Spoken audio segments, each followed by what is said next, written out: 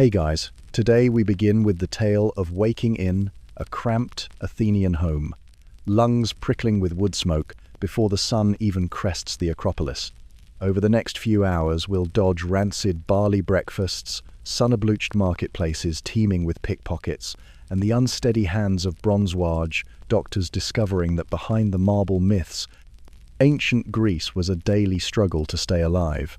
By nightfall, pitch-black alleys and restless spirits will prove why most of us wouldn't last a single day in the cradle of Western civilization. But before you get comfortable, please make sure to like the video and subscribe if you genuinely appreciate the work I do here. And please let me know in the comments where you are tuning in from and what time it is for you. Now dim the lights, put your phone or TV remote out of reach, and let's move into tonight's journey together. You awaken in darkness, your eyes gradually adjusting to the dim interior of a modest Athenian home. The first sensation isn't visual but tactile rough straw mattress beneath you, nothing like the engineered comfort of your modern bed. Next comes smell, the lingering wood smoke from last night's cooking fire, never fully ventilated from the small dwelling.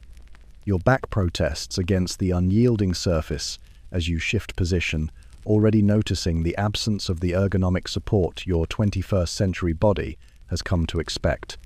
Outside, a rooster announces itself with jarring enthusiasm, joined moments later by the braying of a nearby donkey. The symphony of pre-industrial morning continues, with human voices calling across narrow streets, the scrape of wooden shutters being thrown open, the clatter of pottery. Sleep, it seems, is finished for now, though dawn has barely begun to lighten the eastern sky. Sitting up, you become more aware of your surroundings. The Athenian household is simple by modern standards, a courtyard-centered design, with small interconnected rooms arranged around this central open space. The walls are constructed of sun-dried mud brick, vulnerable to the elements and requiring constant maintenance. The roof above consists of wooden beams supporting terracotta tiles, beautiful but prone to leaking during the rare but intense Mediterranean rains. As your eyes adjust further, you notice movement in the shadows. Was that a rat scurrying along the base of the wall? Almost certainly. Rodents are unavoidable companions in ancient urban environments, carriers of disease and consumers of precious stored grain. They're joined by insects of all varieties: fleas, lice, bedbugs that have shared human dwellings since time immemorial, vectors for typhus and other ailments your modern immune system has never encountered. The family who lives here has already risen. You hear them in the courtyard preparing for the day. A woman stirs the banked coals of last night's fire, blowing gently to coax them back to life. The smoke doesn't rise smoothly upward, but instead eddies throughout the space, seeking escape through the imperfect roof. This constant exposure to indoor smoke from cooking, heating and oil lampsilently damages the lungs of every ancient Athenian, a slow-motion health crisis invisible to those who know no alternative. Your bare feet touch the packed earth floor, cool despite the Mediterranean climate. The home has no proper foundation by modern standards, leaving it vulnerable to moisture seepage, structural shifting, and even collapse during the region's occasional earthquakes. The Aegean's tectonic activity is a background threat that modern building codes address, but ancient construction techniques could only acknowledge with religious offerings to Poseidon the Earthshaker. Moving toward the courtyard, you duck through a low doorway. Athenian architecture wasn't designed for the increasing height of well-nourished modern humans, another small but constant risk of injury as you navigate this historical environment. The courtyard itself is small but represents the heart of household life, open to the sky, to provide light and ventilation to the surrounding rooms. The stone of the courtyard floor has been swept clean, but centuries of use have worn shallow depressions into its surface. An olive wood table stands to one side, its surface marked with countless knife scores and wine stains. A clay water pitcher sits atop it, waiting for the day's first trip to the public fountain. Everything appears simple, functional, durable, the possessions of people who can't easily replace what breaks. The morning chill still lingers as the household gathers for the day's first meal. Your stomach growls, accustomed to the substantial breakfasts of modern life. Here, however, breakfast is a simple affair that would disappoint contemporary expectations. The woman of the house offers you a shallow wooden bowl containing a greyish porridge kykeon, a staple of the Athenian diet made primarily from barley, the hardier cousin to wheat that thrives in Greece's rocky soil. The porridge is accompanied by a chunk of yesterday's bread, noticeably firm and somewhat stale. To soften both, small cups of watered-down wine are distributed. Yes, wine at breakfast, though not for intoxication. The diluted wine serves multiple purposes.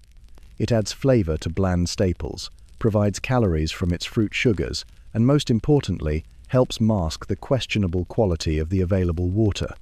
Even children partake of this watered wine, as the alcohol content offers some protection against waterborne illness. As you lift the wooden spoon to your mouth, you notice flecks of dark material in the porridge. This isn't an intentional seasoning, but rather evidence of the primitive milling process that leaves small fragments of stone mixed with the grain. Over a lifetime, these particles gradually wear down an Athenian's teeth, a slow-motion dental disaster made worse by the absence of modern dentistry. The bread, when you bite into it, carries a faintly sweet undertaste that seems pleasant enough. What you don't recognize is the potential presence of ergot, a fungus that commonly infects ancient grain stores. In small amounts, it might cause nothing more than mild hallucinations. In larger doses, it leads to the condition known as St. Anthony's painful burning sensations in the extremities, gangrenous limbs, and eventually death. Your host pours olive oil into a small clay dish for dipping the bread. The oil has a strong, almost pungent smell, unfamiliar to your modern palate accustomed to refined, mild oils. This batch has been stored in containers lined with lead, a common practice that slowly poisons the household with each meal. The earliest symptoms of lead-poisoning headaches, constipation, irritability are so commonplace in ancient Athens that they're not recognized as symptoms at all, but accepted as the normal state of human existence. The olives served alongside the bread appear safe enough, though their preservation involved extensive salting that would alarm any modern nutritionist concerned with sodium intake. The handful of dried figs that completes the meal provides welcome sweetness, though the sticky fruits have likely collected dust and insect parts during storage. Nothing in this humble breakfast has been inspected by food safety officials or produced according to modern sanitary standards. As you eat, feeling hunger's edge blunt slightly, you consider the long-term consequences of this diet. The heavy reliance on barley and relative scarcity of protein leads to nutritional deficiencies unknown in developed nations today.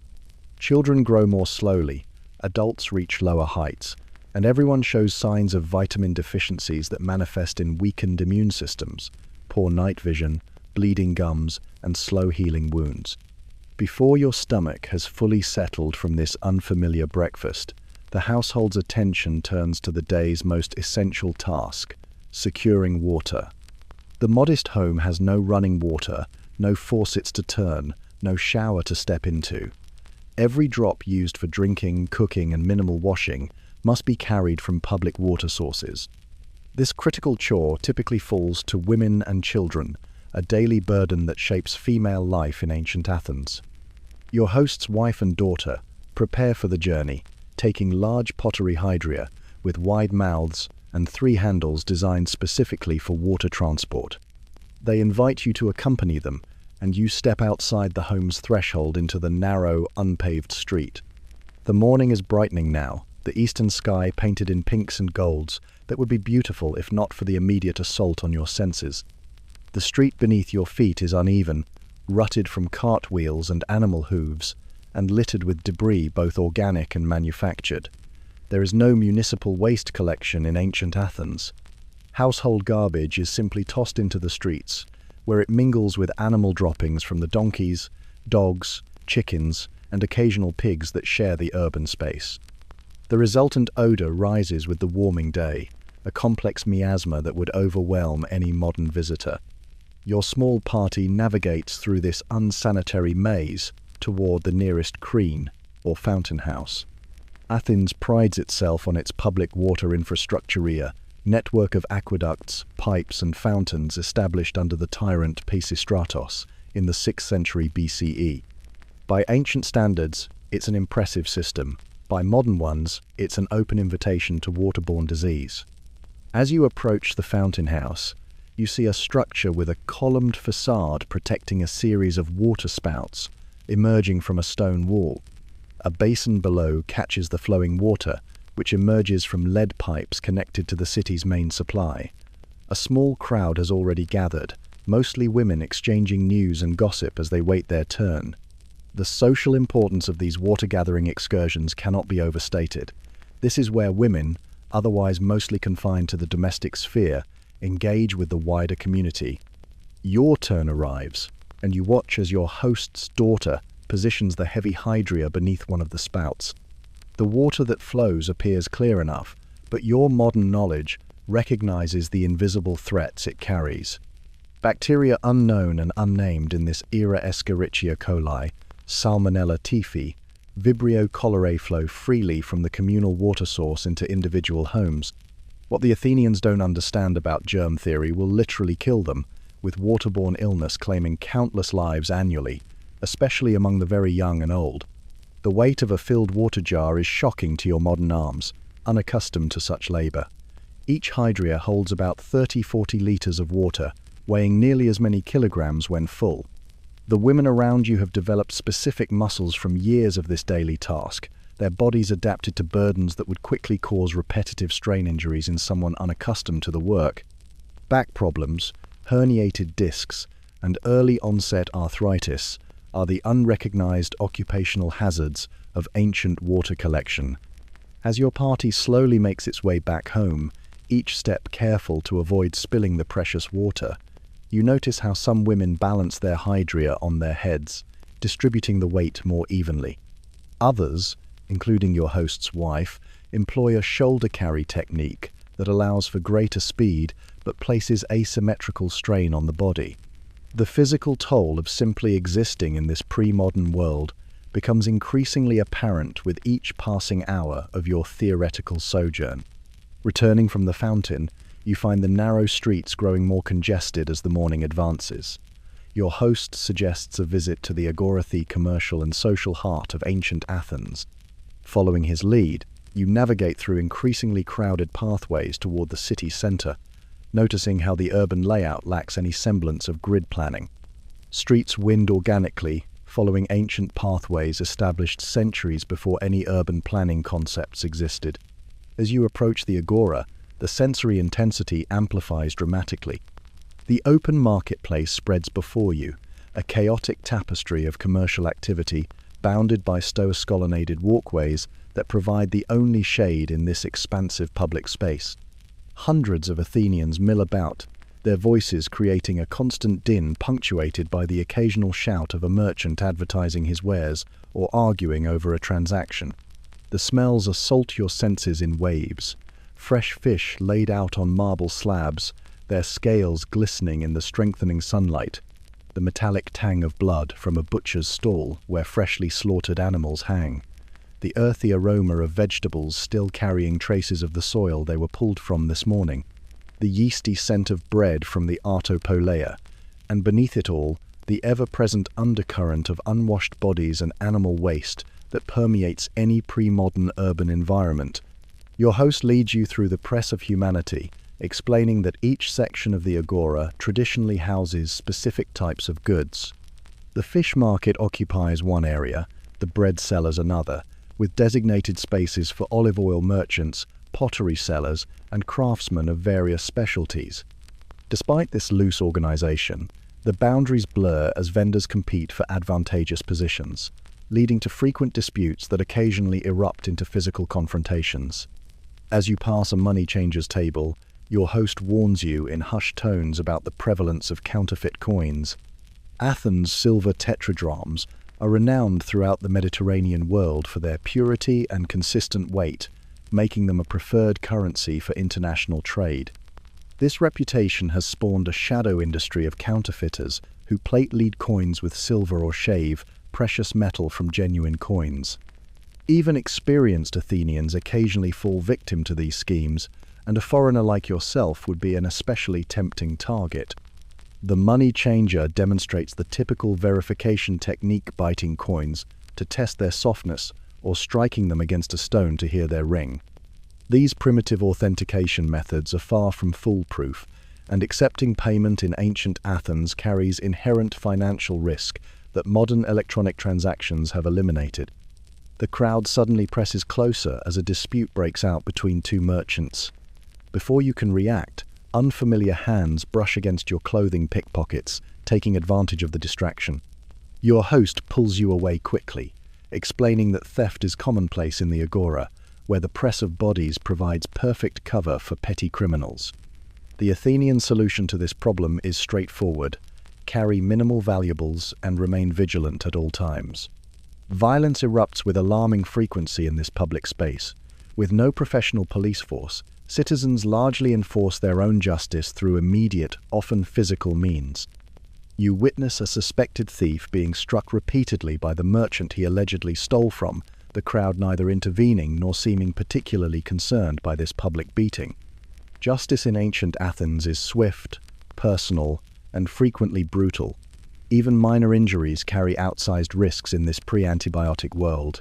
The small knife cut a pickpocket might inflict, while cutting your purse strings could introduce bacteria that lead to deadly infections.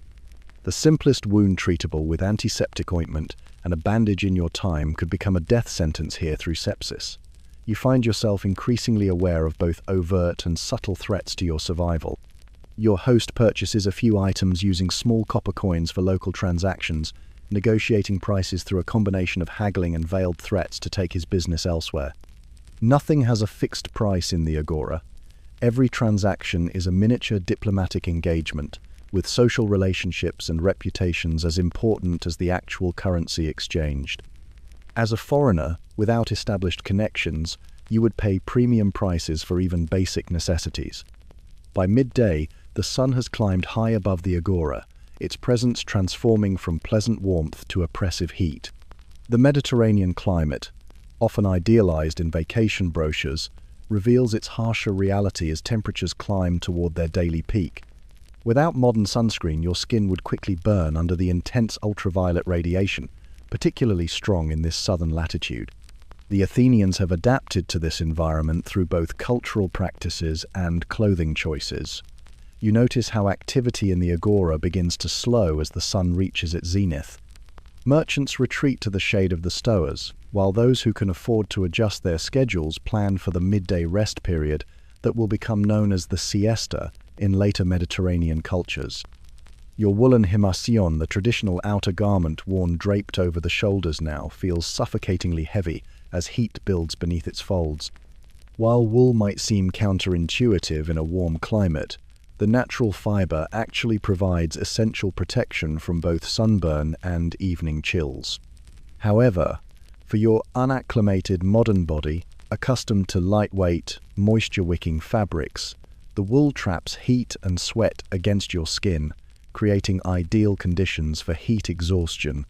Seeking relief, you follow your host to a shaded area beneath the stoa of Atalos, where columns create pools of shadow against the relentless sun.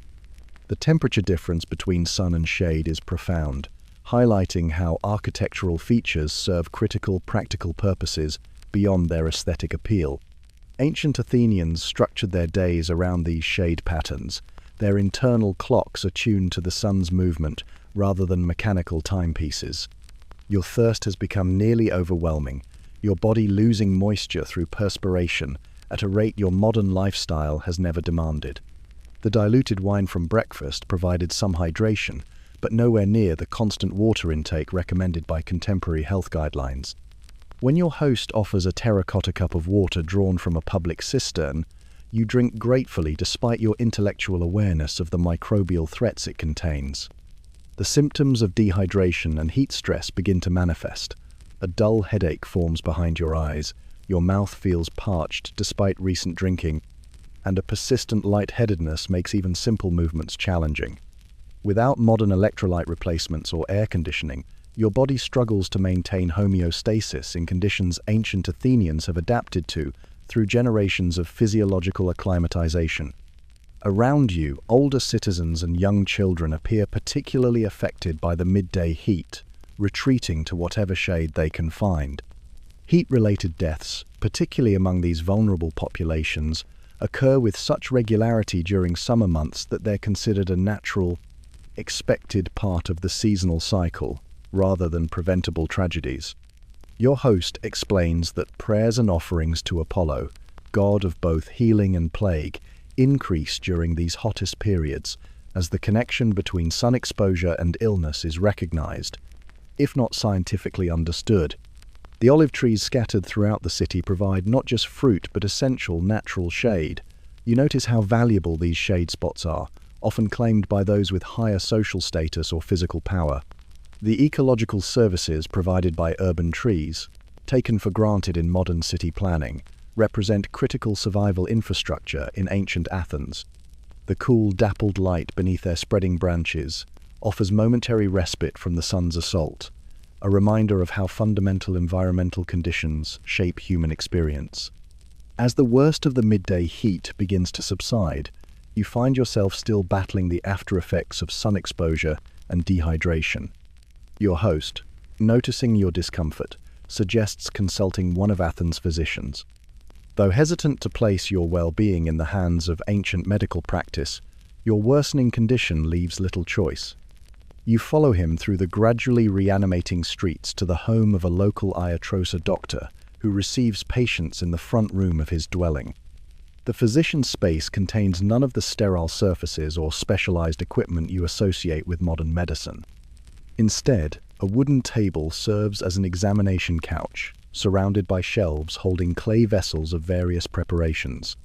The iatros himself appears distinguished, his beard neatly trimmed and his himation of finer quality than most you've observed today. He greets your host familiarly and turns his attention to you, examining your flushed face and unsteady gait with practiced eyes. His diagnosis comes quickly and with confidence: an imbalance of the four humors, specifically an excess of yellow bile caused by the heat. The theory of humoral medicine: blood, phlegm, black bile, and yellow bile forms the foundation of Hippocratic medicine, the most advanced medical system of the ancient Mediterranean. While revolutionary for its time in rejecting supernatural causes of disease, it remains fundamentally flawed in its basic premises by modern scientific understanding. The treatment prescribed for your condition is bloodletting, the deliberate removal of blood to restore humoral balance. Before you can properly object, the physician has produced a set of bronze cupping vessels and a small, sharp knife. He heats the cups over a small flame before applying them to your back, creating suction as they cool.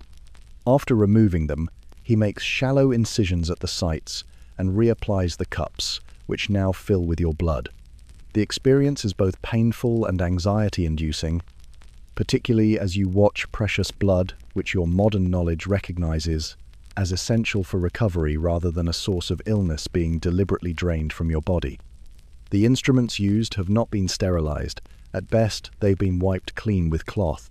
The risk of infection from this procedure far outweighs any potential benefit, but refusing treatment would deeply offend both your host and the physician. Following the bloodletting, a bitter herbal concoction is prepared for you to drink. While some ancient herbal remedies did contain effective medicinal compounds, the lack of standardized preparation means dosages vary wildly between practitioners. What might be therapeutic in small amounts often becomes toxic in larger doses. You sip reluctantly, tasting wormwood, willow bark, and other unidentifiable bitter elements. The physician explains that serious conditions sometimes require more invasive interventions.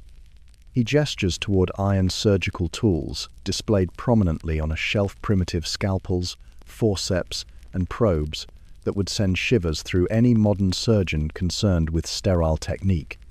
These instruments, used for everything from tumor removal to trepanation, drilling holes in the skull to relieve pressure, are cleaned only with water and cloth between patients, making cross-contamination virtually guaranteed. Even minor surgeries in ancient Athens carry mortality rates that would be considered catastrophic by modern standards. Without anesthesia beyond wine or opium derivatives, patients endure unimaginable pain during procedures. Without antibiotics, post-surgical infections claim countless lives. Without understanding of cross-contamination, physicians themselves become vectors for disease as they move between patients. The Hippocratic principle of "first do no harm" is routinely violated by the very limitations of ancient medical knowledge. You depart the physician's house feeling weaker rather than stronger, your modern understanding of medicine at war with the cultural necessity of respecting local practices. The bloodletting has left you lightheaded, compounding your earlier heat stress rather than alleviating it. The pattern becomes clear. In ancient Athens, survival often depends on avoiding medical treatment rather than seeking it, a cruel paradox in a society that prides itself on rational approaches to human problems. After a brief rest at your host's home, he suggests visiting another quintessential Athenian institution, the law courts. While your physical condition makes you reluctant to venture out again, the opportunity to observe direct democracy in action proves too compelling to decline. You follow him to the southeastern corner of the agora, where a large rectangular building serves as one of several dicasteria courthouse scattered throughout the city.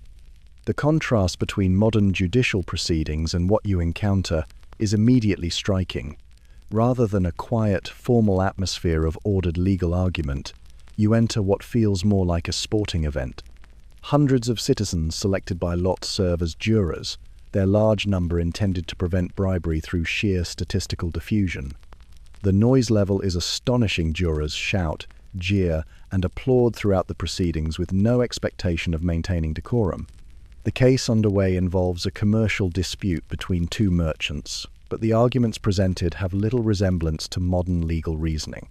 Without professional legal representation, litigants must argue their own cases, regardless of their oratorical skills. Success depends less on evidence or legal precedent, and more on emotional appeals, personal reputation, and the ability to entertain and persuade the massive jury. Your host explains the basics of Athenian legal procedure in hushed tones. There are no judges in the modern sense. The jury holds absolute power to determine both facts and punishment. There is no concept of appeal, making jury verdicts final and irreversible. Perjury is rampant, as there are few mechanisms to verify testimony beyond the speaker's reputation. Character witnesses often outweigh material evidence, with family members and friends testifying to a litigant's general virtue rather than to specific facts of the case. For a foreigner like yourself, the legal system presents particular perils. Without citizenship, you lack the right to bring cases yourself, leaving you vulnerable to exploitation. If accused of any offense, your foreign status creates immediate prejudice among the citizen jurors, whose loyalty to fellow Athenians often outweighs their commitment to impartial justice. Penalties for foreigners typically exceed those for citizens committing identical offenses, reflecting the deeply embedded xenophobia of Athenian society. The punishments being discussed for the losing merchant send a chill through you. Substantial fines that would bankrupt most individuals, public humiliation through rituals of shame, loss of citizen rights, or in severe cases, exile or execution. The proportionality between crime and punishment, a cornerstone of modern justice systemsis, notably absent. Minor property disputes can escalate to life-altering penalties depending on the jury's mood and the litigant's social standing.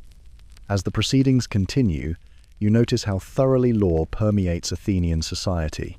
Citizens casually threaten lawsuits during market disputes, using the courts as weapons in personal vendettas. Your host whispers that a typical male citizen might serve as a juror 30 or 40 days annually and face litigation himself several times during his life. The legal system functions not just as a method of dispute resolution, but as a central mechanism of social control and political participation. A particularly disturbing aspect emerges as you observe interactions between slaves and citizens within the courthouse. Slave testimony is only accepted under torture, based on the belief that only physical suffering can compel truthful statements from the unfree. This institutionalized cruelty, performed publicly with specialized implements, reveals the fundamental moral gulf separating ancient and modern conceptions of human dignity. For a slave in Athens, justice is not merely elusive, but functionally non-existent. As afternoon wanes toward evening, your host grows noticeably tense, while passing a group of men in military garb. These are representatives of the Athenian army, he explains, currently recruiting able-bodied men for the ongoing conflict with Sparta. The Peloponnesian War, a decades-long struggle between Athens and its allies against Sparta and the Peloponnesian League, touches every aspect of Athenian life. Even in periods of official truce, the undercurrent of military necessity shapes civic decisions and private anxieties. For Athenian citizens, military service is not merely expected but mandatory. Between the ages of 18 and 60, men must respond when called to serve as hoplites' heavily armed infantry soldiers forming the backbone of Greek armies. The hoplites' equipment: bronze helmet, breastplate, greaves, large round shield, spear, and short sword costs roughly half a year's income for an average craftsman. A financial burden each warrior must bear personally. Those unable to afford complete armor often enter battle with partial protection, their survival chances diminished accordingly. Your status as a foreigner offers no protection from military obligation. In times of significant conflict, metics, resident aliens, and even visitors can face forced conscription into auxiliary units or naval service. These foreign contingents typically receive the most dangerous assignments, positioned at vulnerable points in the battle line or assigned to initial assault waves. Their deaths are counted as acceptable losses, preserving citizen lives for later stages of combat. The army representatives eye you with professional assessment, estimating your potential military value. Your modern physique, likely taller than the average Athenian but softer from contemporary lifestyle, presents a conflicting impression. Your host hurries you along, explaining in hushed tones that avoiding official notice is your best strategy. Once identified as capable of service, evasion becomes dangerous, potentially resulting in loss of property or physical punishment.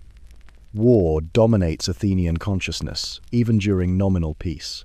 The Spartan reputation for unmatched military prowess generates perpetual anxiety, as their territory lies just days away by forced march. Athenian children grow up performing mock battles, women prepare mourning garments in advance of campaign seasons, and men discuss tactical scenarios as casual entertainment.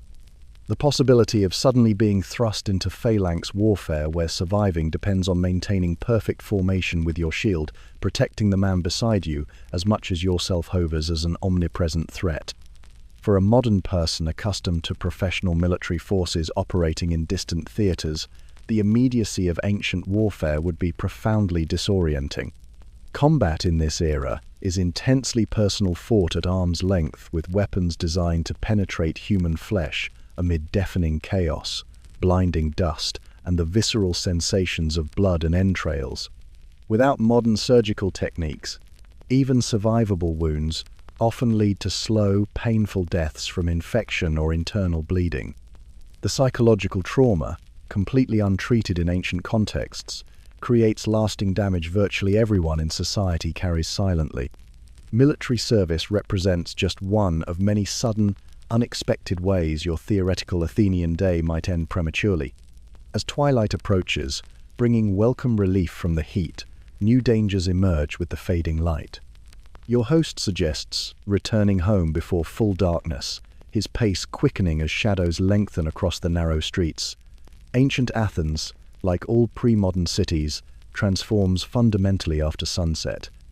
The transition from day to night occurs without the gradual illumination of streetlights that modern urbanites take for granted. Darkness descends completely, absolute in a way rarely experienced in contemporary life. The familiar pathways that seemed navigable by day become treacherous mazes, where open sewers, uneven paving stones, and unexpected obstacles claim countless victims. Wells and cisterns, often inadequately covered, present deadly pitfalls for those walking without illumination. A simple trip after dark frequently results in broken limbs or fatal accidents. Those who must travel after sunset carry oil lamps or torches, creating small pools of light that barely extend beyond arm's reach. These improvised lighting solutions bring their own hazards. Dropped or spilled oil lamps regularly start building fires that, without organized firefighting services, often consume entire neighborhoods before burning themselves out. The flickering, inconsistent light creates disorienting shadows that hamper depth perception, increasing fall risk, while simultaneously making threats harder to identify until they're dangerously close. Crime flourishes in darkness. Athenian streets after sundown belong to those willing to operate outside social constraints, cut purses, stronger robbers who take by force rather than stealth, intoxicated revelers whose festive aggression turns violent, and even body snatchers who collect corpses for unsanctioned purposes. Without professional police forces, nighttime security depends entirely on private arrangements, armed household slaves, hired guards, or strength in numbers through group travel. For the solitary traveller, especially one marked by foreign appearance or speech, moving through Athens after dark represents a gamble with profoundly unfavourable odds. Beyond physical threats, psychological terrors intensify with nightfall. Ancient Athenians, despite their philosophical achievements, maintain deep-seated beliefs in supernatural dangers that activate specifically after sunset. The miasma-polluting spirits associated with death, disease, and misfortune are believed to wander freely at night, attaching themselves to unwary travelers. Crossroads require special caution, as these liminal spaces supposedly attract malevolent entities drawn to points of transition. Even educated Athenians who publicly dismiss such superstitions often privately observe protective rituals before venturing out after dark. Your host navigates the deepening gloom with practiced efficiency, selecting routes that keep to wider streets where possible and avoiding certain areas entirely. He explains that some neighborhoods become effectively lawless after sunset, territories where even daylight authority structures lose relevance. The universal human fear of darkness finds particularly strong expression in ancient urban environments, where collective anxieties coalesce around very real threats amplified by limited visibility. The sounds of nighttime Athens differ markedly from its daytime cacophony. The commercial bustle fades, replaced by more ominous auditory landscapes, drunken singing from symposia spilling into streets, argumentative voices escalating toward violence, the occasional scream whose cause remains ambiguous, dogs barking at real or imagined intruders. From within shuttered homes, lamplight seeps through imperfect window coverings, hinting at the majority of Athenians who simply avoid night entirely, retreating indoors with sunset and emerging only after dawn. Returning to your host's dwelling provides little of the security a modern home offers. The wooden door with its simple bar lock would yield to determined force. No glass fills the small window openings, just wooden shutters that balance the competing needs for ventilation and security. The household doesn't fully sleep. Simultaneous watches rotate throughout the night, with at least one person remaining awake to guard against intruders or respond to emergencies. The concept of sleeping peacefully through the night, untroubled by security concerns, belongs to future centuries with their improved building materials and organized civil protections. Inside, the transition to evening brings another set of environmental challenges. The day's accumulated heat remains trapped within stone and mud brick walls, creating stuffy, uncomfortable sleeping conditions. Opening windows for ventilation increases vulnerability to both human and insect intrusion. Mosquitoes, carriers of malaria, endemic to ancient Greece, pose particular threat during warm months. The disease they transmit, recurring cycles of chills, fever, and weakness, affects significant portions of the population annually, with no effective treatment beyond palliative care and prayers to healing deities. Oil lamps provide the only interior lighting, their wavering flames casting more shadows than illumination. The smoke they produce adds to the day's accumulated indoor air pollution, creating respiratory irritants that contribute to chronic breathing problems common among urban Athenians. The limited light impedes evening activities. Reading or detailed handwork becomes nearly impossible, narrowing nocturnal options to conversation, simple food preparation, and storytelling. The rhythm of life necessarily follows the sun's movement, with productivity concentrated in daylight hours by both practical necessity and cultural habit. As household members prepare for sleep, they arrange themselves on the same straw-filled mattresses that began your day. No specialized sleepwear exists, people simply loosen their daytime garments or sleep in lighter undertunic. The entire family typically shares a single room, with privacy as understood in modern terms completely absent. Bodily functions, intimate moments, illness, and death all occur within the communal family space, witnessed by all members regardless of age. This constant proximity creates both greater psychological resilience to human suffering and reduced capacity for individual emotional processing, away from group observation. The nocturnal soundscape continues through the sleeping hours, neighbors arguing, distant celebrations or commotions, the occasional patrol of citizen volunteers attempting to maintain minimal order, and the constant background presence of insects and rodents pursuing their own nocturnal activities. Sleep quality, by modern standards, remains poor, frequently interrupted by external disturbances, physical discomfort, and the need to maintain awareness of potential threats even while resting. The deep, uninterrupted sleep cycles essential for optimal cognitive and physical function prove elusive in ancient urban environments. Dreams come laden with additional significance in ancient Greek understanding. Beyond their physiological function, dreams represent potential divine communication, visitations from the dead, or prophetic glimpses of future events. Nightmares trigger genuine terror, interpreted not as subconscious manifestations but as actual spiritual encounters with malevolent forces. The boundary between waking reality and dream experience remains permeable in ancient Greek consciousness, creating another layer of psychological stress modern minds rarely encounter. As your theoretical day in ancient Athens draws toward its close, the cumulative weight of constant vigilance begins to register fully. Survival in this environment requires perpetual risk assessment, with threats physical, social, and psychological emerging from every interaction. The simplest modern activities, drinking water, treating minor injuries, navigating after dark, carry potentially fatal consequences in this historical context. The philosophical achievements and artistic splendors that define classical Athens in historical memory exist alongside these brutal daily realities, products of a society where death remains an expected, omnipresent companion from birth onward. The night deepens around the sleeping household. Outside, the waning moon provides minimal illumination for those still moving through darkened streets. Inside, the breathing of family members creates a gentle rhythm, occasionally interrupted by shifting positions on unyielding bedding or responses to dream images.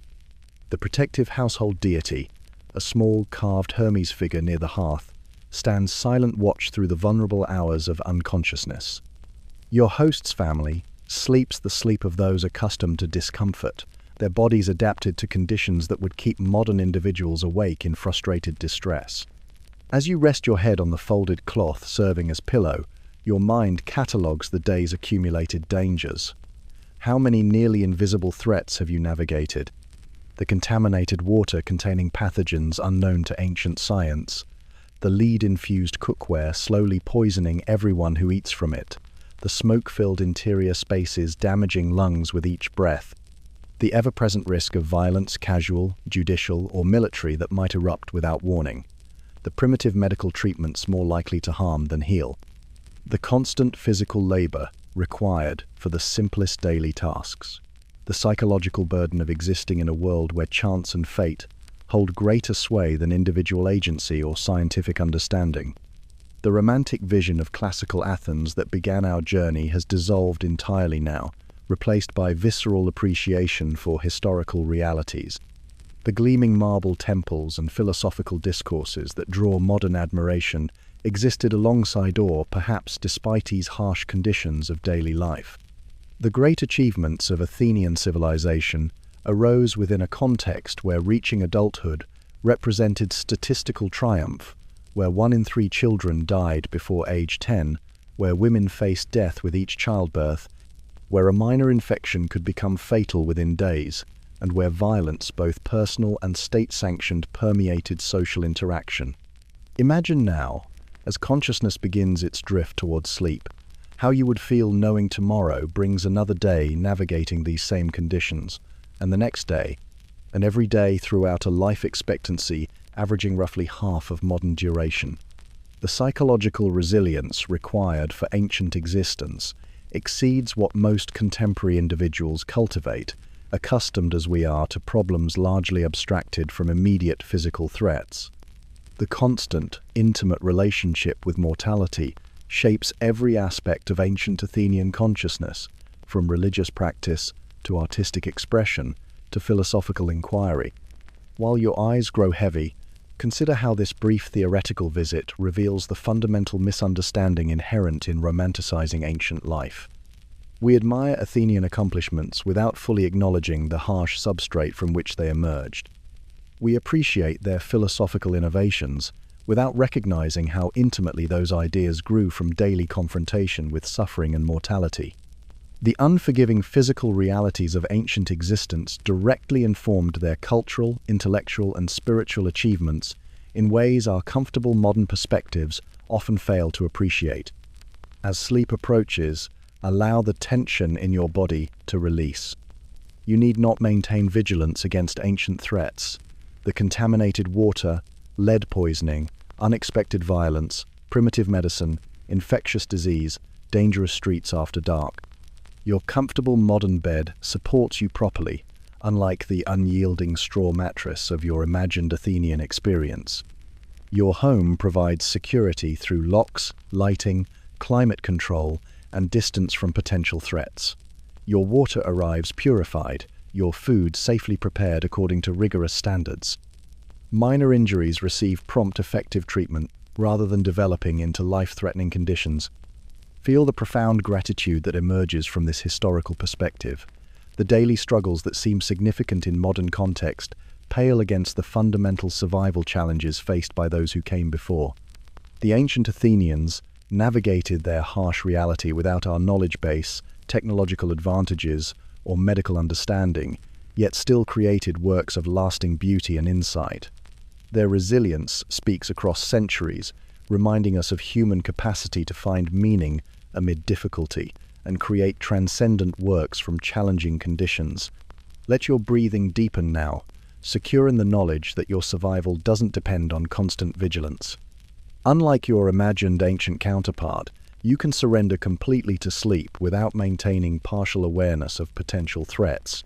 The ancient Athenians would likely view our modern existence with astonishment or lengthy average lifespans, our expectation that children will reach adulthood, our assumption that minor ailments won't prove fatal, our ability to move safely after dark, our access to abundant clean water and nutritious food.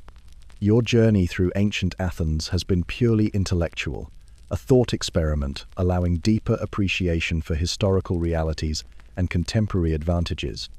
As consciousness fades toward restful sleep, carry this perspective forward, the understanding that our modern complaints occur against a backdrop of unprecedented security, comfort, and longevity. The marble temples that began our journey may inspire aesthetic appreciation, but the harsh realities of daily ancient life inspire profound gratitude for how far human existence has evolved. Rest now, secure and comfortable in your modern bed, and sleep the deep, untroubled sleep that would have been impossible in ancient Athens.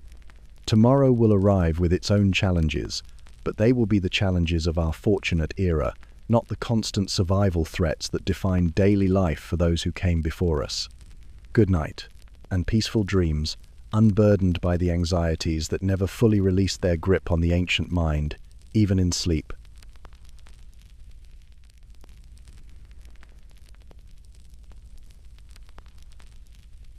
Keen afternoon light filters through windows of uneven glass, creating patterns that dance across Leonardo's workshop floor.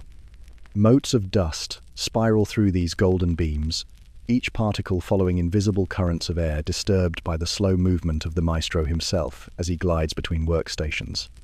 The studio occupies what was once a modest chapel, its high ceiling allowing northern light to wash over multiple works in progress. The space breathes with quiet industry, not the hammering vigor of sculptors' studios, nor the business-like efficiency of commercial painters' workshops, but rather the gentle rhythm of obsessive curiosity given physical form. Leonardo moves with deliberate grace toward the preparation table, where his assistants have begun the day's first essential task, preparing fresh gesso for a new commission. The mixture of chalk, white pigment, and rabbit skin glue requires careful attention, its consistency determining how light will eventually interact with whatever images will be applied above it. An apprentice named Francesco stirs the warm solution in a ceramic bowl, the wooden spoon making gentle circles that release the distinctive aroma slightly sweet yet undeniably animal of the binding agent. This scent permeates the studio each morning, as familiar to its inhabitants as bread is to bakers. The maestro leans forward, his beard nearly touching the surface of the liquid. His eyes described by contemporaries as having a penetrating quality that seems to measure everything they observe, assess the mixture's viscosity as Francesco lifts the spoon. Leonardo nods, satisfied, then reaches for a small spatula of polished bone. He demonstrates without speaking how the gesso should be applied to the waiting panel, his hands moving with the precision developed through decades of such preparations. The smooth, even strokes leave behind a surface like fresh snow, unmarked and full of possibility. Nearby, two younger apprentices stretch fresh canvas across a wooden frame, their movements choreographed through repetition. The linen has been soaking overnight in a solution of water and a trace of vinegar, softening its fibers to eliminate future wrinkling. They pull with synchronized tension, each seeking Leonardo's almost imperceptible nod of approval before hammering in the small copper tacks that will hold the fabric in place. The gentle tapping creates a counterpoint to the workshop's prevailing quieter rhythm that might mark time were it not so irregular. The freshly stretched canvas will require a day of drying before receiving its preparatory layers. Leonardo's notorious perfectionism extends to these foundational elements that viewers will never see.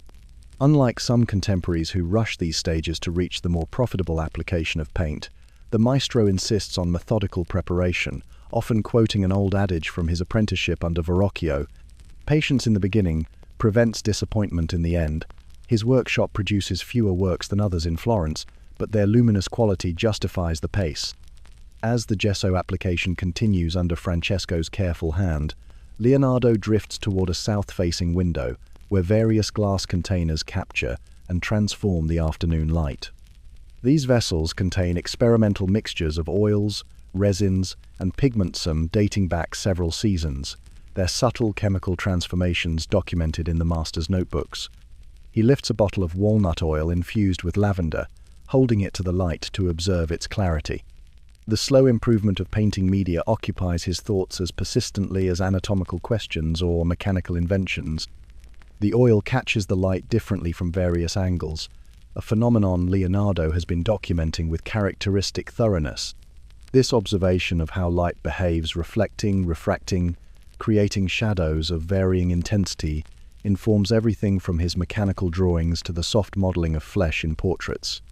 In his hands, even a simple bottle of painting medium becomes an object of contemplation, another thread in the interconnected tapestry of natural phenomena that his mind continuously weaves.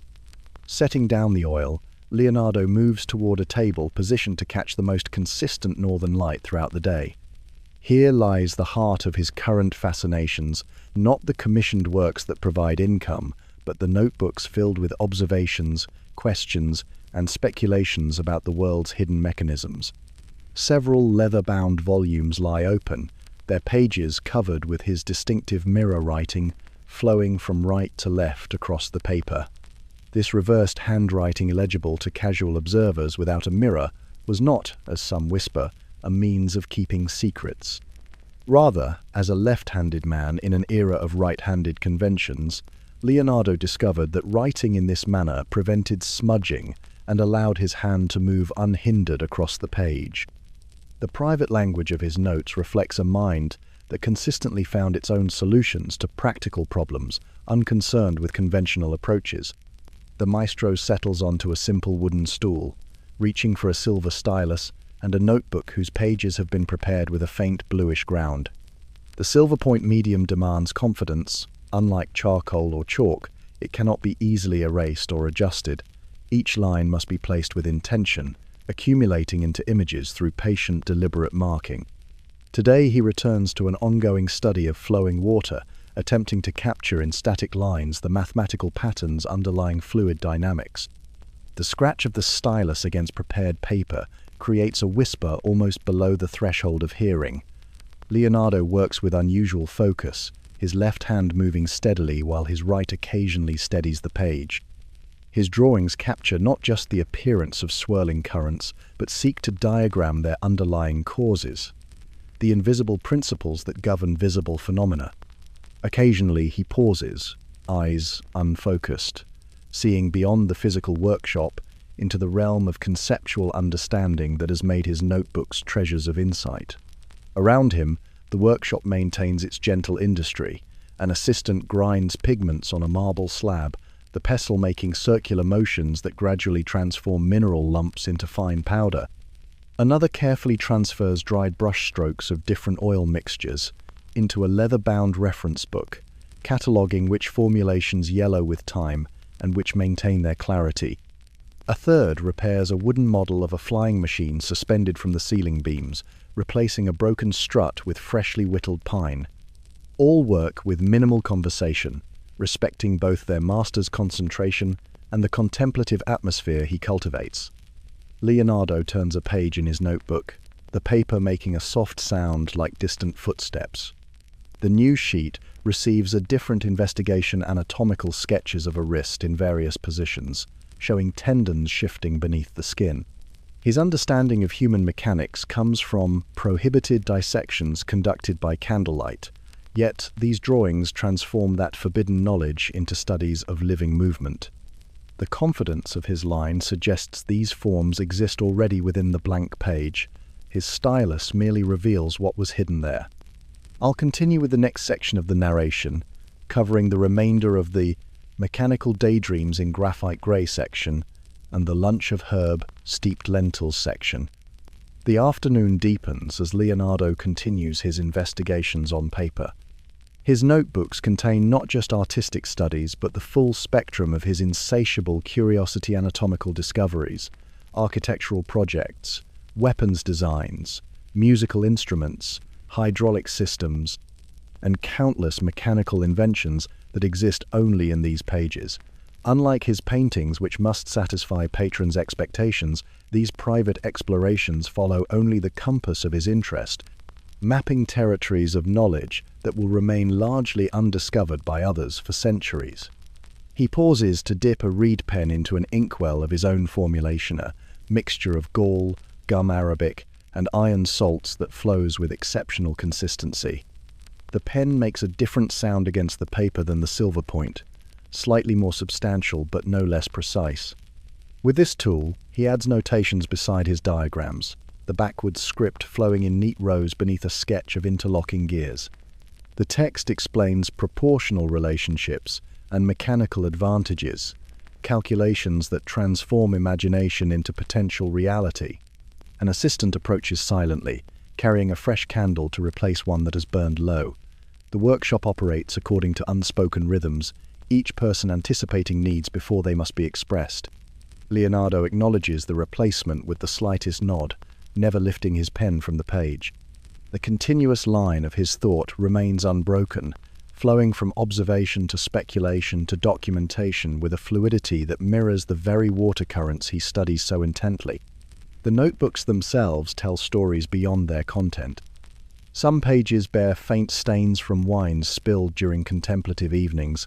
Others show smudges of paint transferred from fingers that move too quickly between projects. Corners have been folded to mark particularly important discoveries, creating a topography of significance visible before the pages are even read. The collection represents not just Leonardo's ideas, but the physical evidence of a mind in constant motion, rarely satisfied with a single iteration of any concept. He turns now to a drawing begun yesterday, a mechanical lion, commissioned by the Medici for a diplomatic reception.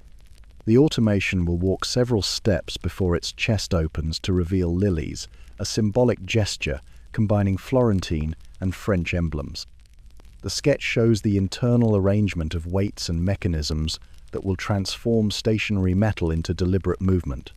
Leonardo's design eliminates unnecessary complexities found in earlier automata, achieving elegance through mechanical economy.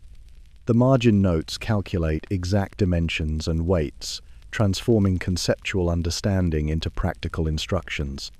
As the maestro works, the quality of light changes almost imperceptibly, the sun's angle shifting to cast longer shadows across the wooden floorboards.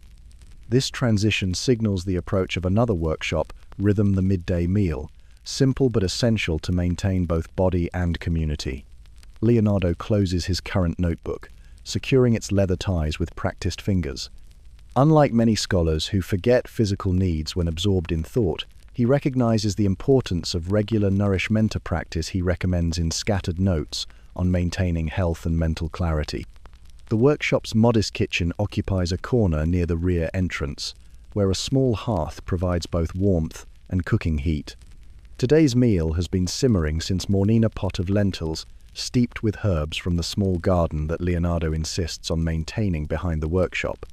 The maestro himself selected the rosemary, sage, and bay leaves that infuse the simple ingredients with surprising depth. Unlike the elaborate banquets served in Medici palaces, Leonardo favors uncomplicated vegetable-based meals, his preference for plant foods being yet another way his practices diverge from common custom. Apprentices and assistants gather gradually, drawn by both hunger and the opportunity for informal conversation with their master. Wooden bowls and spoons are distributed, their surfaces smoothed by years of use. The eldest apprentice, Giacomo, ladles portions for everyone, beginning with Leonardo as a gesture of respect. Steam rises from each serving, carrying the earthy fragrance of lentils, onions, and herbs throughout the workshop. Fresh bread from a nearby bakery accompanies the stew, torn into pieces rather than cut, following Leonardo's peculiar dislike of knives at the table. The meal establishes a different atmosphere within the workshop-zone of quiet communion, rather than focused individual work. Leonardo sits on a simple bench alongside his students, rather than apart from them, embodying his belief that learning flows in both directions between master and apprentice. Conversation begins softly, voices kept low as if to avoid disturbing the creative spirits that inhabit the space. An assistant named Marco describes a problem encountered while preparing a panel for painting. Without explicitly offering a solution, Leonardo asks questions that guide the young man toward his own resolution. The discussion drifts toward the qualities of different woods for panel construction, which resist warping, which accept gesso most effectively, which might last centuries without deterioration. Leonardo speaks of trees not as mere materials but as living design solutions, their internal structures perfected through generations of adaptation to wind and weather. He encourages his students to observe cross-sections of different species, noting how growth patterns reveal both the tree's history and its mechanical properties. Even this lunchtime conversation contains seeds of investigation that might later sprout in his notebooks. Food is consumed slowly, savored, rather than merely ingested. Leonardo believes hasty eating disrupts digestion and dulls the mind, another conviction recorded in his personal notes. Between bites, he occasionally gestures with a piece of bread to emphasize a point, his expression animated by the exchange of ideas. Though renowned for periods of intense solitary focus, these communal moments reveal his nature as a teacher not through formal instruction but through the contagious quality of his curiosity. The conversation turns to practical matter-succumbing commissions, materials that must be acquired, scheduling of model sittings for portrait work. Leonardo listens more than he speaks during this portion of the meal, mentally adjusting his plans to accommodate the workshop's responsibilities. Though his interests pull him towards speculative investigations, he maintains awareness of the economic necessities that support his freedom to explore. Each commissioned portrait or religious scene provides resources for his independent studies, a balance he maintains with pragmatic discipline beneath his seemingly distracted exterior.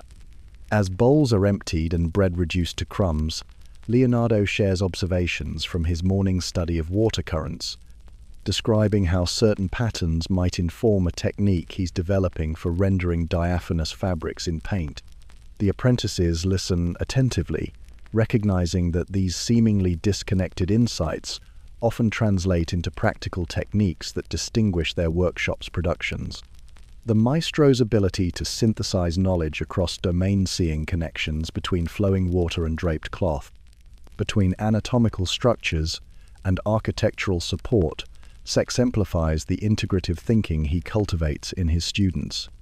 The meal concludes with slices of pear and small cups of watered wine, the fruit sweetness complementing the savory lentils. Leonardo rinses his fingers in a bowl of water, infused with lavender, drying them carefully on a clean linen cloth. This simple act of refreshment prepares him for the afternoon's focus, returning to the portrait commission that occupies the primary easel near the north-facing windows. The unfinished face of a Florentine merchant's wife awaits his attention, her expression caught between the reality of her features and the idealized vision emerging through his technique. The afternoon deepens as Leonardo continues his investigations on paper. His notebooks contain not just artistic studies but the full spectrum of his insatiable curiosity: anatomical discoveries, architectural projects, weapons designs, musical instruments, hydraulic systems, and countless mechanical inventions that exist only in these pages. Unlike his paintings, which must satisfy patrons' expectations, these private explorations follow only the compass of his interest, mapping territories of knowledge that will remain largely undiscovered by others for centuries. He pauses to dip a reed pen into an inkwell of his own formulation, mixture of gall, gum arabic, and iron salts that flows with exceptional consistency. The pen makes a different sound against the paper than the silver point, slightly more substantial but no less precise. With this tool, he adds notations beside his diagrams, the backward script flowing in neat rows beneath a sketch of interlocking gears. The text explains proportional relationships and mechanical advantages, calculations that transform imagination into potential reality. An assistant approaches silently, carrying a fresh candle to replace one that has burned low. The workshop operates according to unspoken rhythms, each person anticipating needs before they must be expressed. Leonardo acknowledges the replacement with the slightest nod, never lifting his pen from the page. The continuous line of his thought remains unbroken, flowing from observation to speculation to documentation with a fluidity that mirrors the very water currents he studies so intently. The notebooks themselves tell stories beyond their content.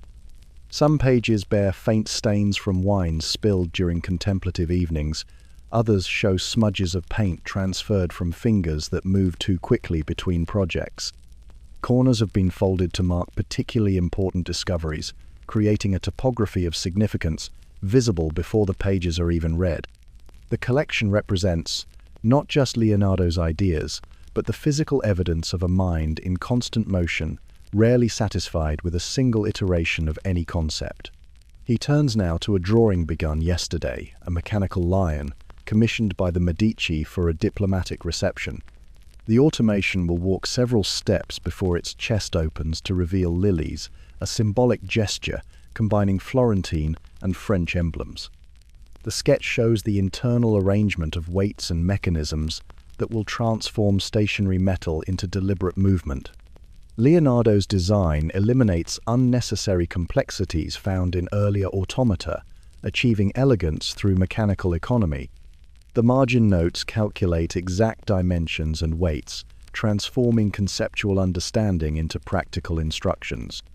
As the maestro works, the quality of light changes almost imperceptibly, the sun's angle shifting to cast longer shadows across the wooden floorboards. This transition signals the approach of another workshop rhythm, the midday meal, simple but essential to maintain both body and community. Leonardo closes his current notebook, securing its leather ties with practiced fingers. Unlike many scholars who forget physical needs when absorbed in thought, he recognizes the importance of regular nourishmenta practice. He recommends in scattered notes on maintaining health and mental clarity. The workshop's modest kitchen occupies a corner near the rear entrance, where a small hearth provides both warmth and cooking heat. Today's meal has been simmering since morning, a pot of lentils steeped with herbs from the small garden that Leonardo insists on maintaining behind the workshop. The maestro himself selected the rosemary, sage, and bay leaves that infuse the simple ingredients with surprising depth. Unlike the elaborate banquets served in Medici palaces, Leonardo favors uncomplicated vegetable-based meals, his preference for plant foods being yet another way his practices diverge from common custom. Apprentices and assistants gather gradually, drawn by both hunger and the opportunity for informal conversation with their master. Wooden bowls and spoons are distributed, their surfaces smoothed by years of use. The eldest apprentice, Giacomo, ladles portions for everyone, beginning with Leonardo as a gesture of respect. Steam rises from each serving, carrying the earthy fragrance of lentils, onions, and herbs throughout the workshop. Fresh bread from a nearby bakery accompanies the stew, torn into pieces rather than cut, following Leonardo's peculiar dislike of knives at the table. The meal establishes a different atmosphere within the workshop home of quiet communion rather than focused individual work. Leonardo sits on a simple bench alongside his students rather than apart from them, embodying his belief that learning flows in both directions between master and apprentice. Conversation begins softly, voices kept low as if to avoid disturbing the creative spirits that inhabit the space. An assistant named Marco describes a problem encountered while preparing a panel for painting. Without explicitly offering a solution, Leonardo asks questions that guide the young man toward his own resolution. The discussion drifts toward the qualities of different woods for panel construction, which resist warping, which accept gesso most effectively, which might last centuries without deterioration. Leonardo speaks of trees not as mere materials but as living design solutions, their internal structures perfected through generations of adaptation to wind and weather. He encourages his students to observe cross-sections of different species, noting how growth patterns reveal both the tree's history and its mechanical properties. Even this lunchtime conversation contains seeds of investigation that might later sprout in his notebooks. Food is consumed slowly, savored rather than merely ingested. Leonardo believes hasty eating disrupts digestion and dulls the mind, another conviction recorded in his personal notes. Between bites, he occasionally gestures with a piece of bread to emphasize a point, his expression animated by the exchange of ideas. Though renowned for periods of intense solitary focus, these communal moments reveal his nature as a teacher, not through formal instruction, but through the contagious quality of his curiosity. The conversation turns to practical matter-succumbing commissions, materials that must be acquired, scheduling of model sittings for portrait work. Leonardo listens more than he speaks during this portion of the meal, mentally adjusting his plans to accommodate the workshop's responsibilities. Though his interests pull him toward speculative investigations, he maintains awareness of the economic necessities that support his freedom to explore. Each commissioned portrait or religious scene provides resources for his independent studies, a balance he maintains with pragmatic discipline beneath his seemingly distracted exterior. As bowls are emptied and bread reduced to crumbs, Leonardo shares observations from his morning study of water currents, describing how certain patterns might inform a technique he's developing for rendering diaphanous fabrics in paint. The apprentices listen attentively, recognizing that these seemingly disconnected insights often translate into practical techniques that distinguish their workshop's productions. The maestro's ability to synthesize knowledge across domain-seeing connections between flowing water and draped cloth, between anatomical structures and architectural support, exemplifies the integrative thinking he cultivates in his students. The meal concludes with slices of pear and small cups of watered wine, the fruit's sweetness complementing the savory lentil. Leonardo rinses his fingers in a bowl of water infused with lavender, drying them carefully on a clean linen cloth. This simple act of refreshment prepares him for the afternoon's focus, returning to the portrait commission that occupies the primary easel near the north-facing windows. The unfinished face of a Florentine merchant's wife awaits his attention, her expression caught between the reality of her features and the idealized vision emerging through his technique. Let me continue writing the final portion of the Leonardo's Whispering Workshop narration to complete the script. Here's the remainder of the Nightfall Notes, Napping with Notions section, including the soft landing conclusion. What appears to casual observers as simple napping serves a sophisticated purpose in Leonardo's creative practice. These brief intervals of rest allow his conscious mind to temporarily release problems that have occupied his focus, creating space for different modes of cognition to emerge. The maestro has noted in his private journals that some of his most significant insights arrive not during active work, but in these liminal states between wakefulness and sleep, when the boundaries between rational thought and intuitive understanding grow permeable. After approximately 20 minutes, Leonardo's eyes open with the clarity of someone fully refreshed rather than recently roused. He reaches immediately for a small notebook kept specifically for recording insights that emerge during these rest periods. The book's pages contain hastily sketched diagrams, partial sentences, and visual fragments, an archive of ideas captured at the threshold of consciousness before they could dissolve back into the unremembered realm of dreams. Today's entry includes a mechanical solution for the automated lion's walking mechanism, appearing fully formed during his rest, as if the problem had continued working itself out beneath the surface of awareness. The workshop has grown dimmer during his respite, daylight fading toward the blue hour when colors shift toward cooler tones before surrendering to night. An apprentice moves quietly through the space, lighting oil lamps positioned to provide optimal illumination for evening work. These lamps feature innovative designs sketched by Leonardo himself, reflective metal backings that maximize the light cast forward, specialized wicks that reduce smoke, and glass shields that stabilize the flame against drafts. Even in these utilitarian objects, the maestro's observational understanding of natural phenomena transforms into practical improvements. Leonardo moves toward his primary writing desk, where the day's final activity awaits. Evening hours are reserved for consolidating observations and experiences into his comprehensive notebooks, transferring the quick notations and sketches made throughout the day into more permanent form. This practice transforms fleeting insights into an accumulating body of knowledge, creating the remarkable documentary record that will eventually comprise thousands of pages, covering virtually every domain of Renaissance knowledge. His evening writing posture differs slightly from his daytime stance, more relaxed, with the notebook positioned at a different angle to accommodate the directional lamplight. The mirrored handwriting flows steadily across the page, interrupted occasionally when he reaches for a different pen or consults a preliminary sketch for accuracy. Unlike the intense focus of painting sessions, this evening documentation allows his mind a gentler engagement, a contemplative review of the day's discoveries and questions. Tonight's primary entry concerns the relationship between anatomical observations and his current portrait work, specifically how the muscles surrounding the mouth create the infinite subtle variations in human expression. The text references both cadaver studies conducted years earlier and observations of living subjects, synthesizing these sources into principles that guide his painting technique. Anatomical diagrams in the margin show the complex muscular structure beneath the skin, labeled with both their physical arrangement and the emotions they help express when activated.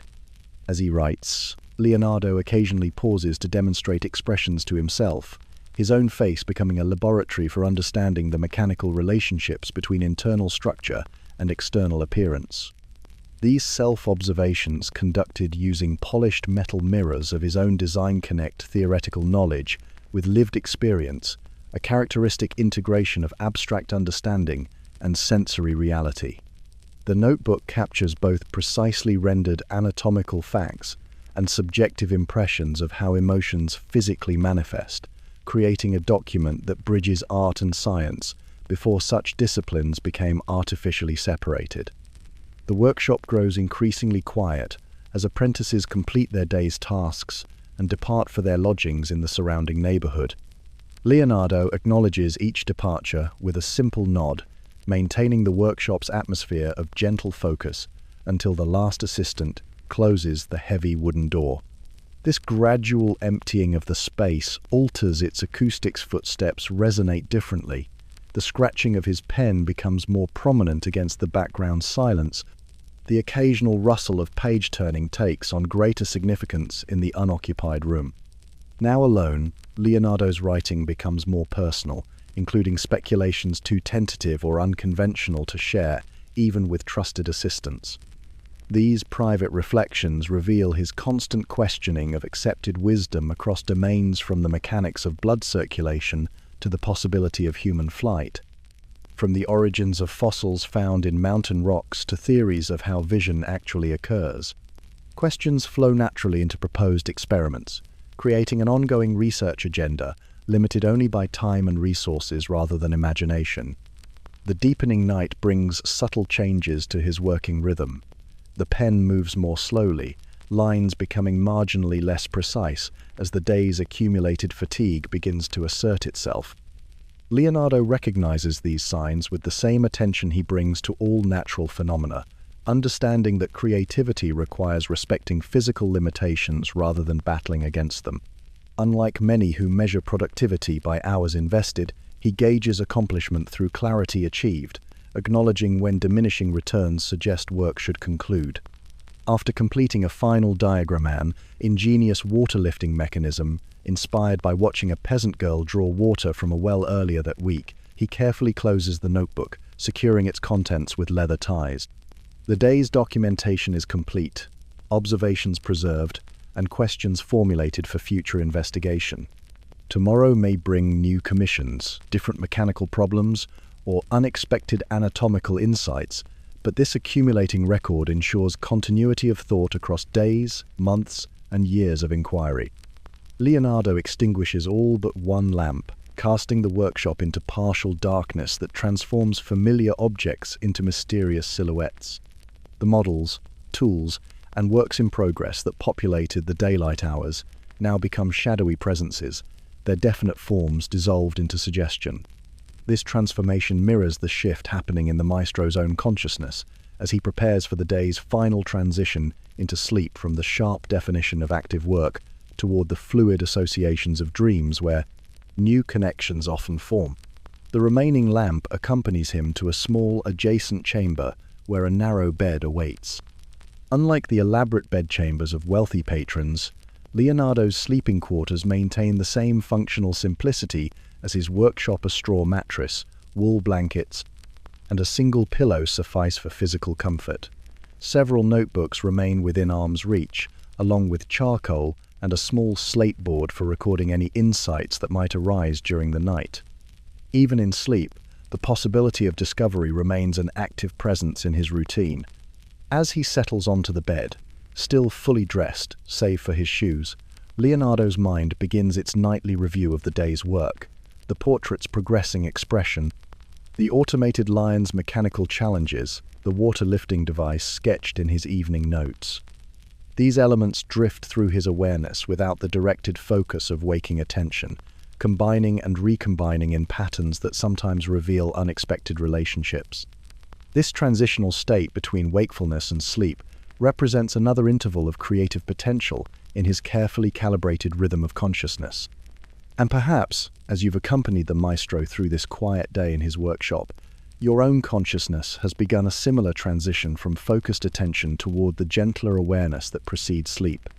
The soft scratch of Leonardo's pen, the subtle shifting of light across unfinished canvases, the barely perceptible scent of pigments and oils have created an atmosphere of contemplative creativity that invites restfulness without demanding surrender to unconsciousness. Allow yourself to drift now, as Leonardo does, in that fertile territory between directed thought and dreaming. Like the sfumato technique that dissolves boundaries between light and shadow in his paintings, this threshold state blurs the edges between wakefulness and sleep, between analytical understanding and intuitive knowing. The day's concerns, like the workshop's activities, can gently recede, their sharp definitions softening into the background as consciousness gradually transforms toward restoration.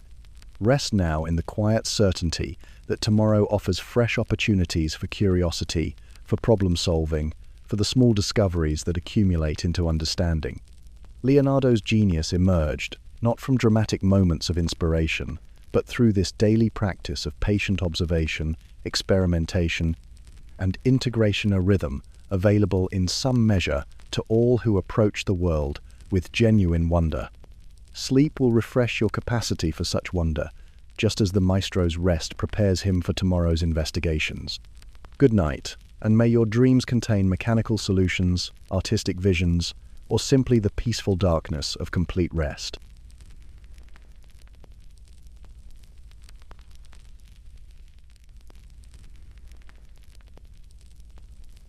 The Palace of Alexandria grows quiet in these early hours, when even the most devoted servants move with hushed respect through cedar-scented corridors.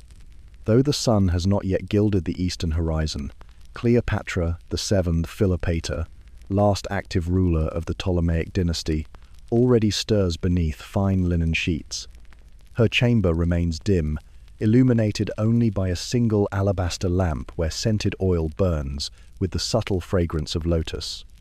Shadows dance across walls adorned with scenes of Isis and Osiris, their eternal story watching over the queen's moments of vulnerability. Cleopatra awakens not to trumpets or formal announcements, but to the gentle stirring of her handmaidens, who have prepared themselves in adjacent chambers, arranging oils and linens with practiced precision. They move now like whispers through the royal bedchamber, their bare feet silent against smooth limestone floors. The queen allows herself these few breaths between sleep and duty, this liminal space where dreams still cling to consciousness, before the weight of empire settles once more upon her shoulders. Outside her windows, the Nile flows eternal, its susurration a constant companion to palace life. Even from her chambers, Cleopatra can sense its presence, the subtle moisture it lends the air, the distant calls of waterbirds greeting the new day, the knowledge that this same river nourished pharaohs for 3,000 years before her birth. The water's rhythm has synchronized with her own heartbeat through decades of rulership, a reminder that while dynasties may falter, the river endures.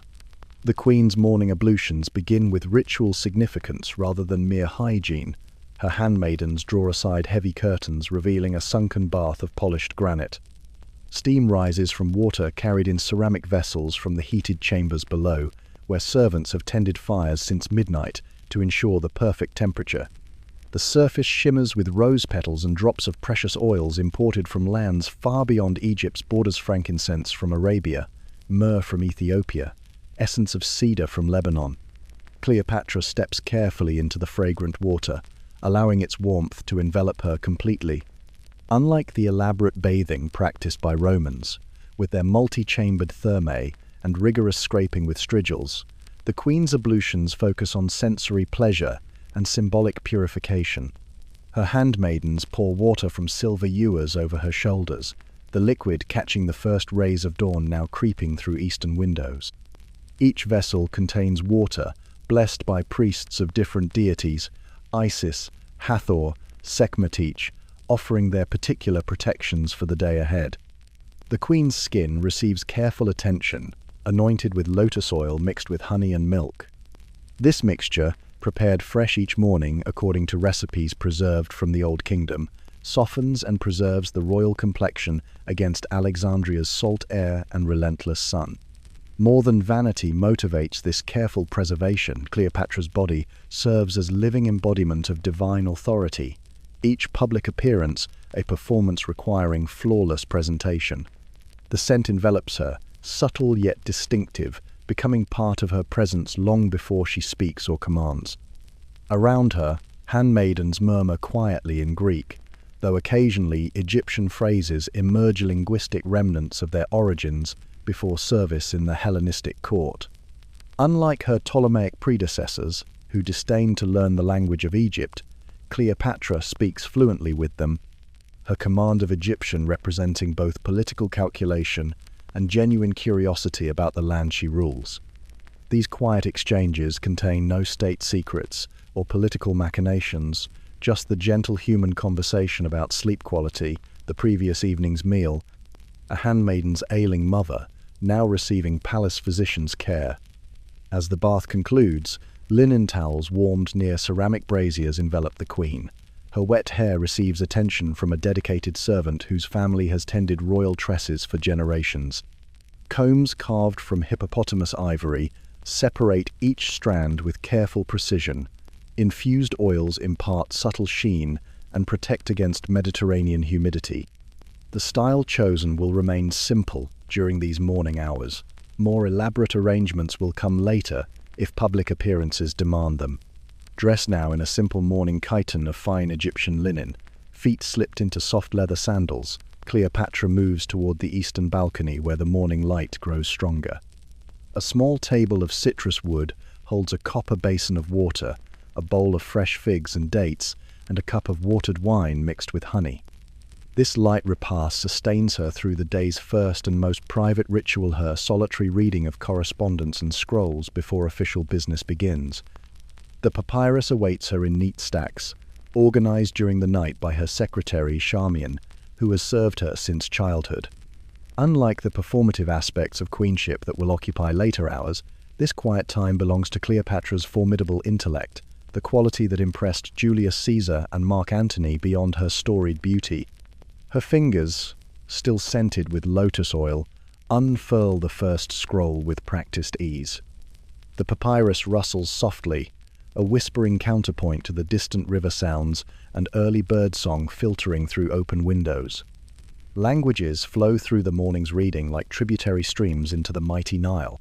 Greek documents dominate, the administrative language of her court since Alexander's generals divided his empire 3 centuries earlier.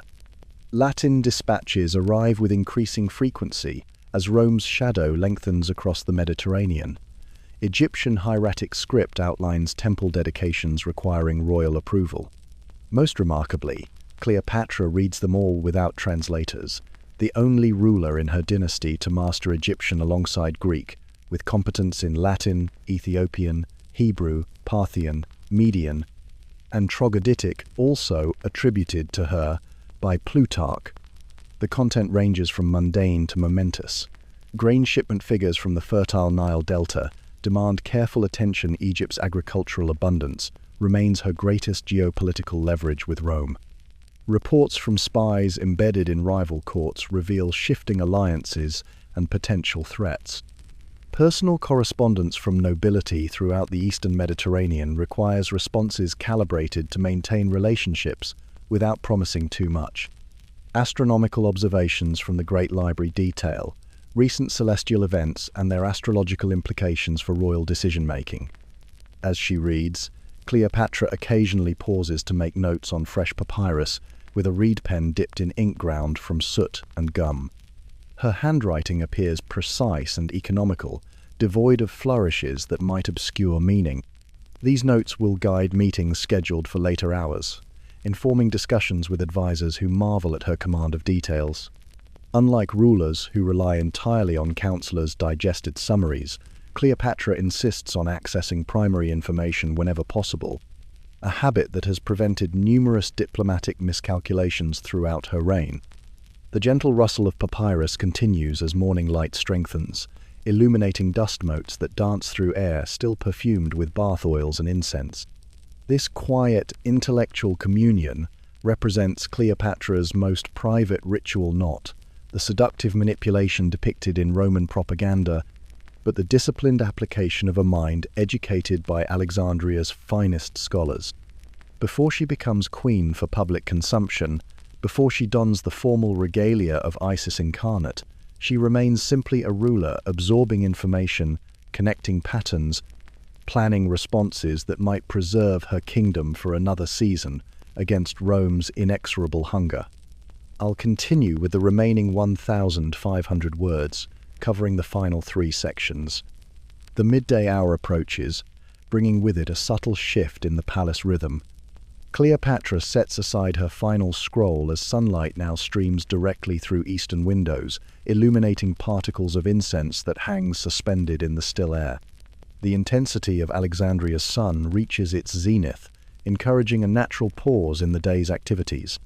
Throughout the palace complex, conversations soften and footsteps slow as the entire court transitions to the quieter rituals of midday sustenance. For Cleopatra, this interlude carries significance beyond mere nourishment. As a ruler whose lineage traces to Alexander's general Ptolemy Greek blood, ruling an Egyptian realm, her dining practices bridge multiple traditions. She follows neither the lengthy Roman reclined feasts nor the simple Egyptian meals taken cross-legged on reed mats. Instead, her midday repast occurs at a small table of polished acacia wood positioned near windows that catch the sea breeze, tempering Alexandria's fierce heat. The Queen's physicians have prepared today's menu with careful attention to humoral balance, that delicate equilibrium between hot, cold, wet, and dry elements believed to maintain health in Hippocratic medicine.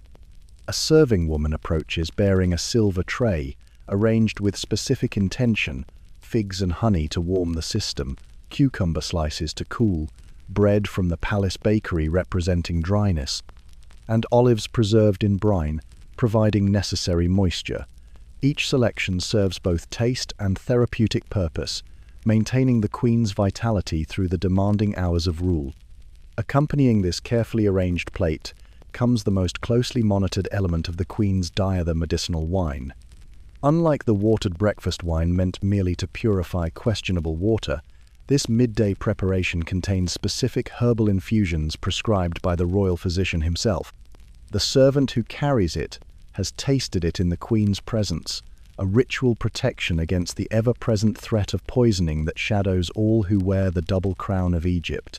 The vessel itself reveals much about Cleopatra's position between worlds. A Kylix cup of Greek design decorated with Egyptian lotus patterns, containing wine from Ptolemaic estates, blended with herbs known to the indigenous healers of the Nile Delta.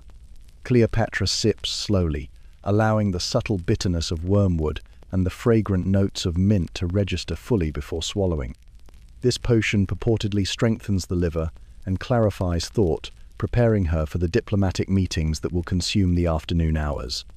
While she dines, a quiet presence joins hearth royal food taster, whose vigilance never wavers during mealtimes. This unremarkable-looking man possesses extraordinary knowledge of poisons and their antidotes, trained to detect the slightest abnormality in flavor or aroma that might indicate tampering. His very presence acknowledges the reality that surrounds the queen, knowledge that subtle toxins represent just one method by which enemies might attempt to resolve the Egyptian question without Roman legions crossing the Thracian Mediterranean. Cleopatra's own knowledge of poisons equals or surpasses her taster's expertise. Education at Alexandria's Great Library included comprehensive study of pharmacology, toxicology, and herbal medicine subjects the queen pursued with particular intensity. According to Plutarch, she authored treatises on the properties of herbs and tested various preparations on condemned prisoners, observing which combinations produced swift versus lingering deaths. This scientific approach to potential murder weapons characterizes her pragmatic approach to survival in the ruthless power struggles of the Mediterranean world. Yet today's meal passes without incident, as most do. The threats remain theoretical, held at bay by careful protocols and the queen's own vigilance.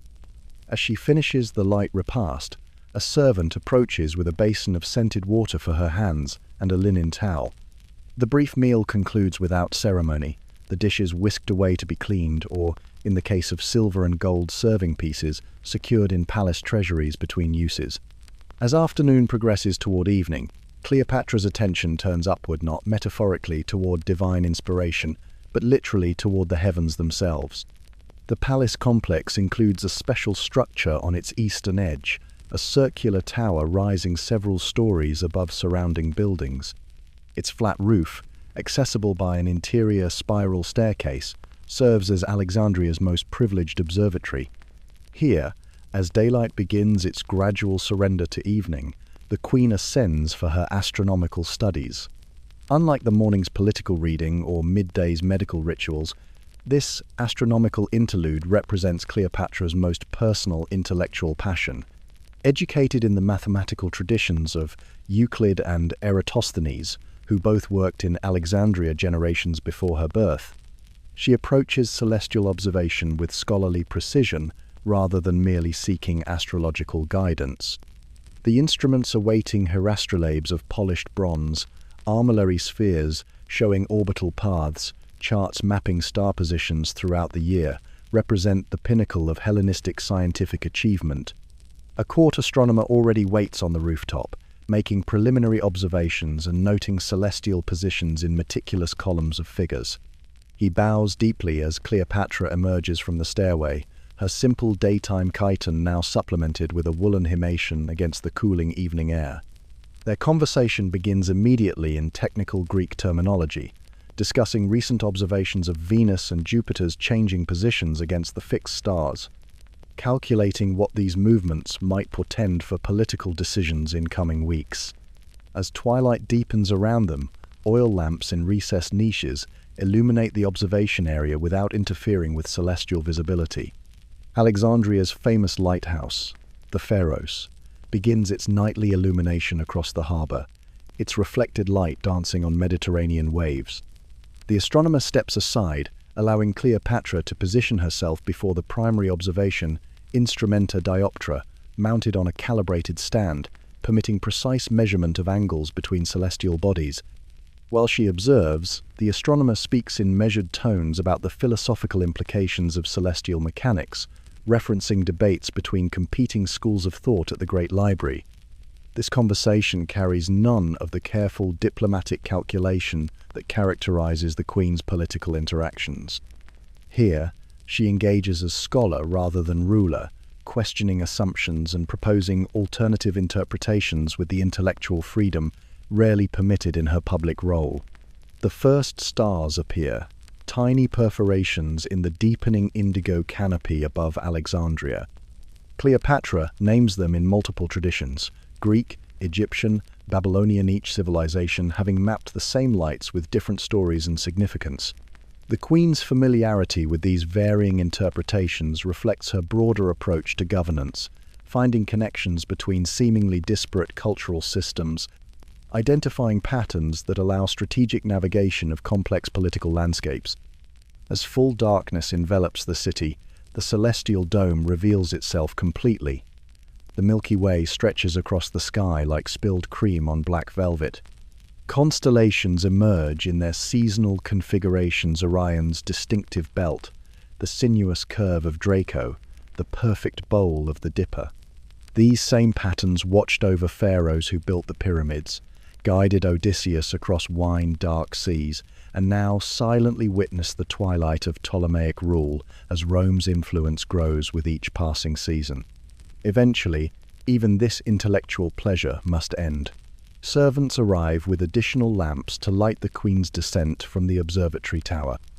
The night air carries the scent of night-blooming jasmine from palace gardens and salt from the nearby Mediterranean.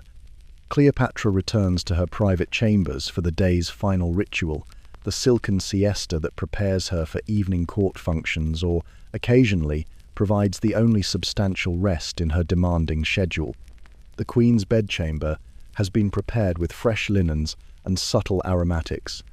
Censers burn slow-releasing incensenot, the heavy temple varieties used in religious ceremonies, but lighter compositions of frankincense, myrrh, and locally harvested herbs selected for their soporific properties.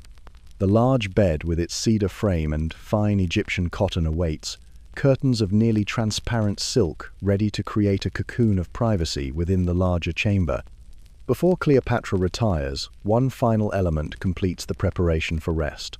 A musician enters, an older woman whose hands have mastered the Egyptian arched harp through decades of practice. She positions herself at a respectful distance, neither too close to disturb the Queen's privacy, nor too far for the instrument's delicate tones to reach the royal ear. Without announcement or introduction, her fingers begin their dance across the strings, producing cascades of notes that seem to materialize from the incense-scented air itself. The music follows no rigid composition, but rather responds to subtle cues from the Queen's breathing and posture. When Cleopatra's shoulders remain tense, the harpist emphasizes lower, resonant tones that penetrate muscle and bone. As relaxation gradually takes hold, higher, more delicate passages emerge, encouraging the mind's transition from analytical thought toward the floating state preceding sleep. This musical therapy, prescribed by court physicians and refined through careful observation, addresses the Queen's notorious difficulty in surrendering to rest amidst constant responsibilities. Cleopatra reclines upon the bed, her body arranged according to principles believed to optimize blood flow and breath. Her handmaidens withdraw to adjacent chambers, remaining within calling distance should need arise, yet allowing their queen this rare interval of solitude.